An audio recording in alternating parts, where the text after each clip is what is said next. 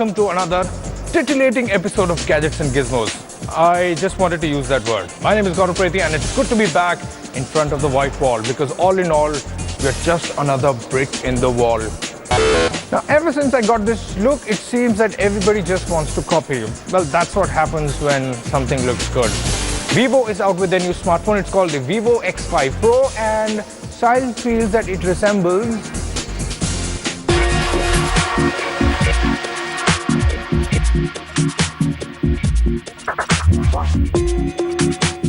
You know what? The iPhone has done a lot for smartphone design. In fact, so much so that almost every second company seems to replicate the design of the iPhone. It started with the iPhone 4, the 4S, then it went on to the 5 and 5S, and now here I have the Vivo X5 Pro, which seems quite similar to the iPhone 6. Let's find out how good it is. As I just told you, the design of the Vivo X5 Pro is quite similar to the iPhone. Just look at this. It looks so similar to the iPhone, save for this bezel, which hosts the capacitive Android buttons. On the iPhone, you'll have the home button. Even the sides, these rounded corners. Look at this. The machined speaker grills. Everything out here is inspired from the iPhone. The only difference out here is this glass back. The iPhone 6 obviously has a metal back out here, but even the camera placement is right on the corner, just like the iPhone. It's also pretty slim. It's 6.4 mm, weighs 151 grams. Overall, it's really inspired from the iPhone. But then again, this is just not the only phone out there in the market. Look at this new Micromax Canvas Night 2, which we reviewed a couple of weeks back. This is also pretty similar. So this is just a trend in the market.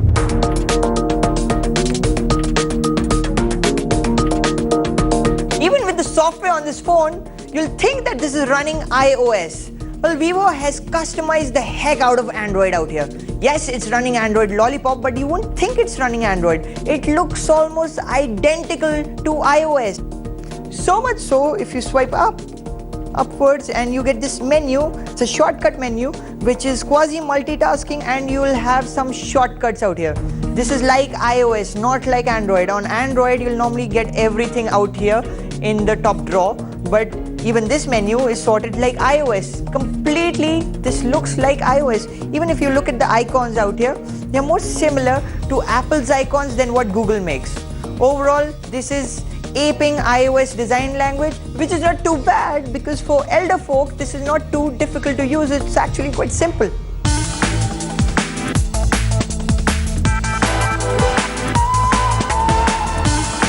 Now, the most awesome thing about this phone is its 5.2-inch display, which has a full HD resolution. It's an AMOLED panel. It's a bigger screen and a higher resolution screen than the iPhone. And overall, anything that you do on this phone looks really nice, vivid and crisp. Gaming, videos or reading text, this is really wonderful. 2 thumbs up to this display. But what's not hot out here is the Qualcomm Snapdragon 615 processor coupled with 2 GB of RAM. Now, if we were talking about a phone which costed less than rupees 10,000, this would be alright. In fact, it would be fantastic. But for a phone that costs 27,000 rupees, this just does not cut it. In real world performance, it's decent. We face no lags, no stutters, but still you'd expect better. Come on, Vivo, give us more.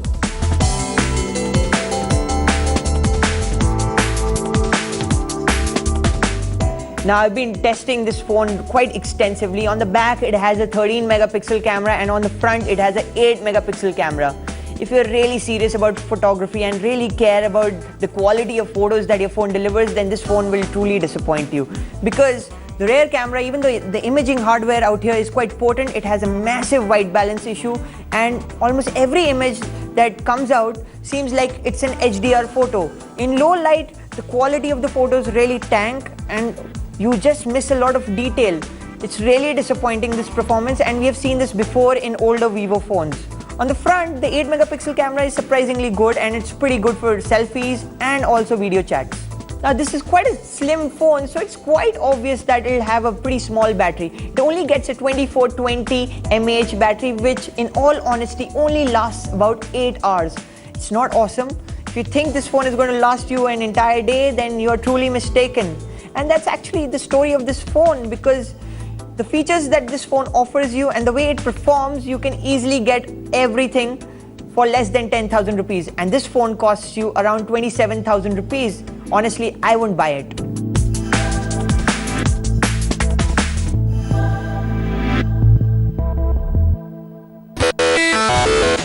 Chinese smartphone makers are coming out with smartphones that have specs and features that you would normally find in a 40,000 rupees smartphone, but not anymore. You get it all for around 20,000 rupees. That is unbelievable. Meizu is out with their new smartphone that is power-packed and yet it costs so less.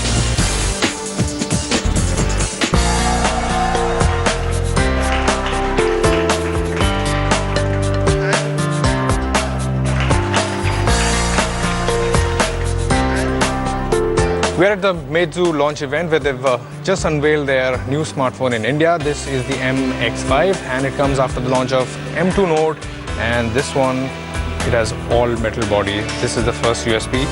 A lot has gone into the design. If you can just take a look at the video, it takes lots of hard work, drilling and shaving and those shaved metal pieces bouncing. So yes, and this is the end product that you get.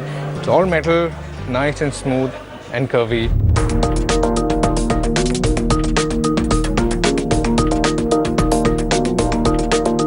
And besides the design, it also offers a couple of new interesting features as well.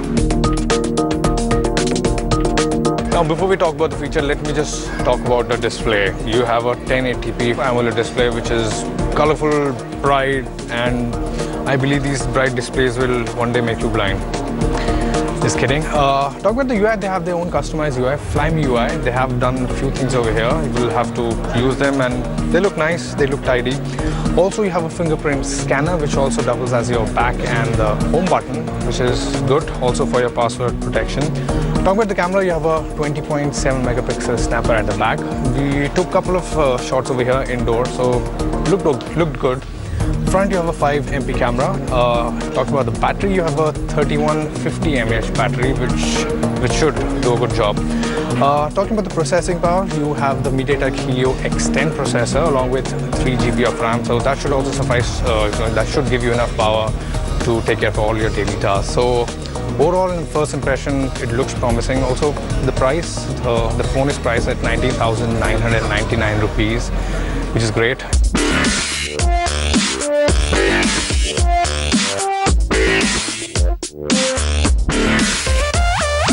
Besides the big flagship, the MX5, Meizu also showed off the M2 Note. The M2 Note has a 5.5-inch display with a FHD or 1080p screen resolution. And given the cheaper pricing of Rs 9,999, it's a reasonable trade-off. There's a 13 megapixel camera on the back and a 5 megapixel camera on the front, both of which seem to take good photos on first impression. The phone runs on Android Lollipop with Meizu's customized UI called Flyme. Big deal has been made with the so-called M-Back button. The phone features an 8-core MediaTek chipset clocked at 1.3 GHz paired with 2 GB of RAM, and from the little time we spent with it, we didn't encounter any lags or stutters, but we will reserve final judgment for a full review. Buying a smartphone is like having a girlfriend or a boyfriend. You're happy and satisfied until that new girl or boy arrives. This week we have the Carbon Mark 5. It's a budget smartphone and we'll tell you how it fares.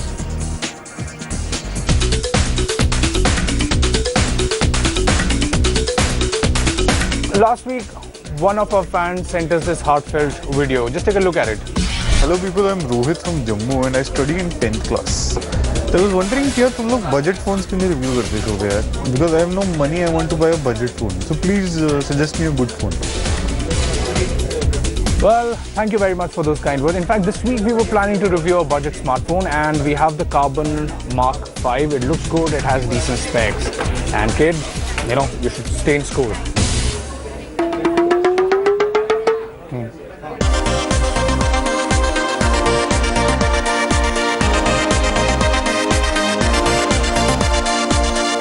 Now powering the device is a 1.3 GHz MediaTek MT6582 processor along with 2 GB of RAM. Now it's a good combination. All your daily tasks will be taken care of quite nicely. You can do multitasking, surfing, open apps, and there shouldn't be any problem whatsoever.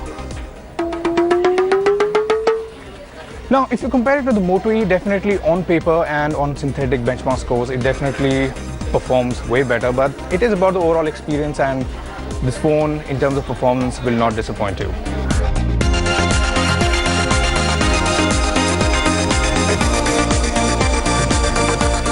You get an 8MP camera at the back, and in front you have a 5-megapixel camera. Now, the best part is there is LED flash, which is great for clicking selfies. Talking about the image quality, they're good under good light condition, which is obvious. Yes, under low light you will find grains, but I find it a little better than what you get on the Moto E.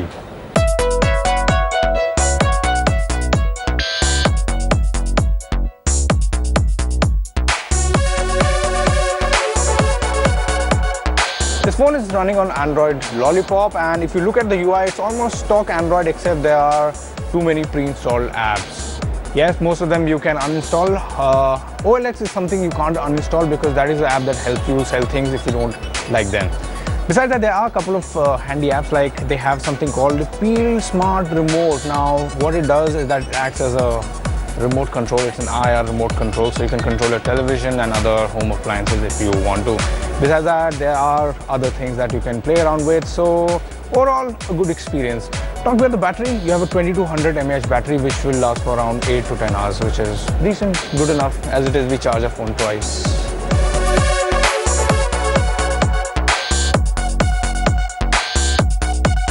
Now, the reason we'll buy the Carbon Mark 5 is of course for its design, which I must say is decent. Its display, which is 720p, which is bright.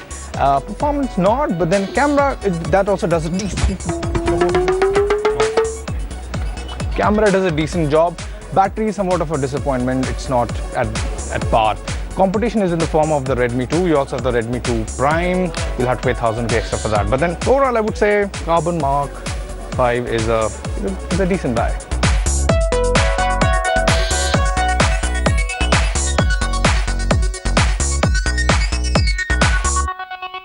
And they say that whatever looks good doesn't always sound good. Yep. This week we have the Xiaomi Mi Headphones. They definitely look good, but do they really sound good? Let's find out.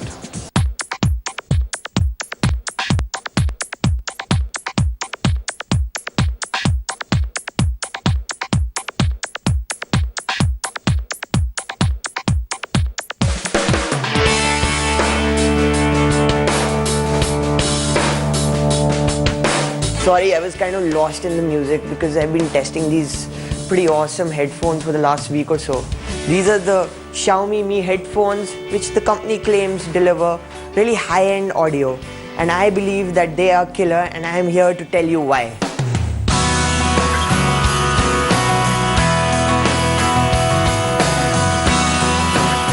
Now, the premise behind these headphones is for Xiaomi to provide a really premium experience in terms of design and performance, especially when compared to brands like Bose, Beats or Sennheiser, but for a fraction of the cost. This is a typical ploy that Xiaomi uses. It's a ploy that's used for its smartphones, and now it's bringing it to its headphones. For instance, this metal enclosure for the diaphragm, it looks really snazzy and it's really well built. You have these ear cans which are built out of leather, and they are really soft on your ears. And if this size doesn't appeal to you, they offer you another larger size which is part of the package. Even the headband is lined with leather, so overall it's really comfortable. But the details are really insane. For instance, you get this nylon cable, which you won't even get with a Bose, you won't get with a Beats. More so, you have this spring here on the edge of the 3.5mm cable, which helps to reinforce the entire cable. Normally the cable would break from the end points, and this spring really helps. And you know, as they say, the devil is in the details. Xiaomi has clearly paid a lot of attention to detail. The build quality of the product is absolutely fantastic.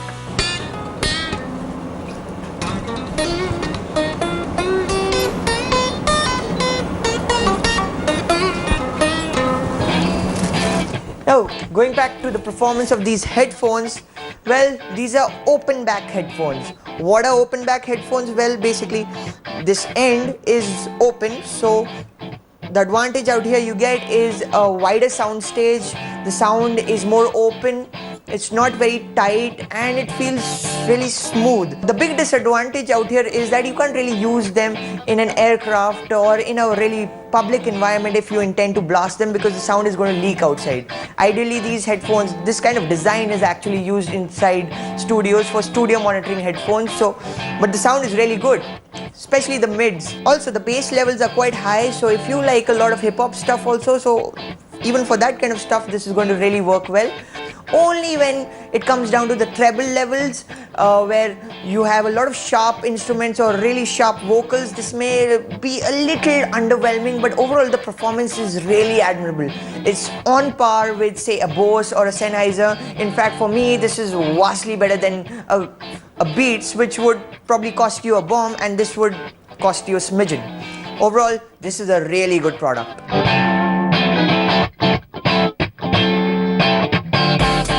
It's actually quite insane that these headphones just cost rupees 5,500. In all honesty, their performance belies that fact. They perform more like headphones costing in excess of rupees 15,000.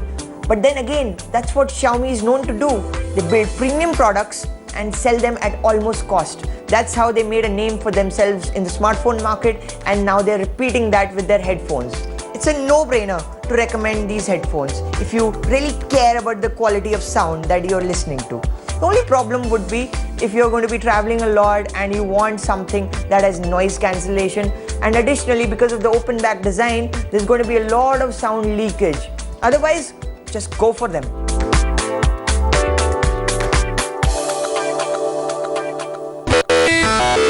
This week we are reviewing Volume. It's a stealth action game from the makers of Thomas Was Alone. It's pretty cool. Take a look.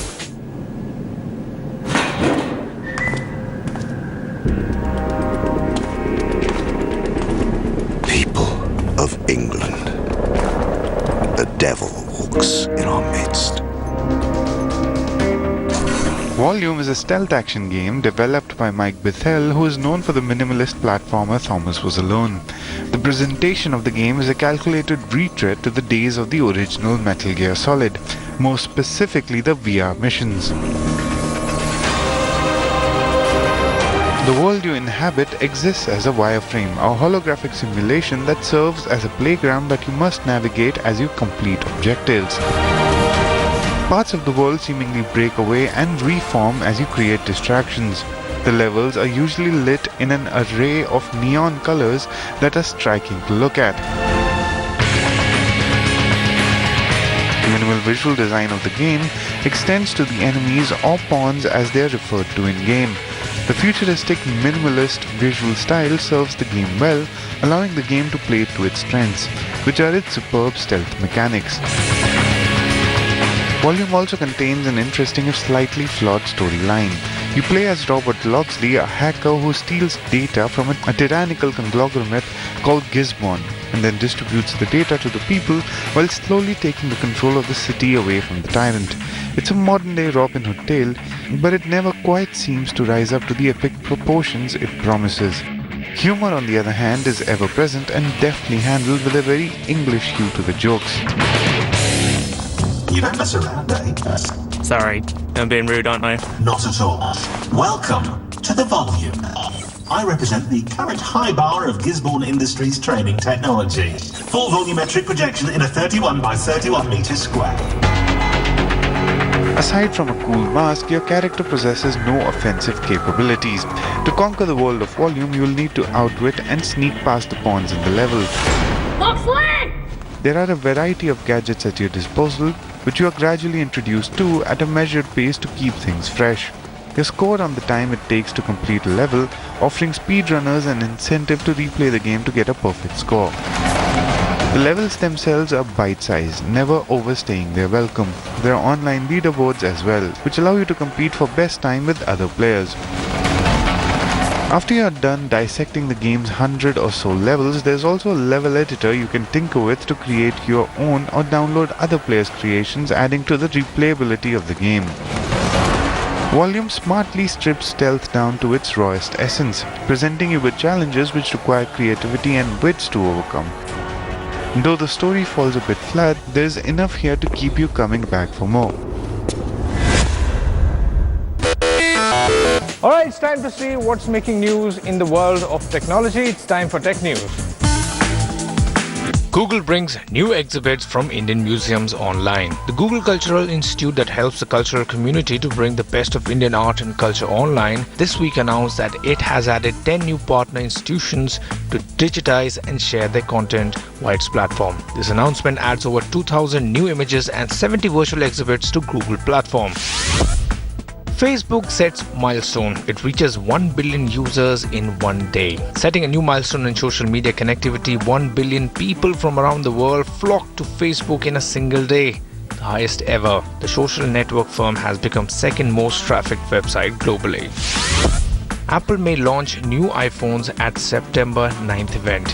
Apple has sent invitation to journalists for the September 9th event, where it is expected to unveil new iPhones and potentially a new version of its Apple TV set-top box. The company traditionally announces its new iPhones in September. Apple is expected to unveil the new iPhone 6s and the 6 Plus S. Pentagon teams up with Apple Boeing to develop wearable tech. US Defense Secretary Ash Carter awarded $75 million to help consortium of high-tech firms and researchers to develop electronic systems packed with sensors flexible enough to be worn by soldiers or molded onto the skin of a plane. And Usain Bolt gets mowed down by a cameraman on Segway after winning the gold in 200 meters. Alright, with that, it's a wrap. Thank you very much for watching. If you have any suggestions, queries, very good. We'll see you next week.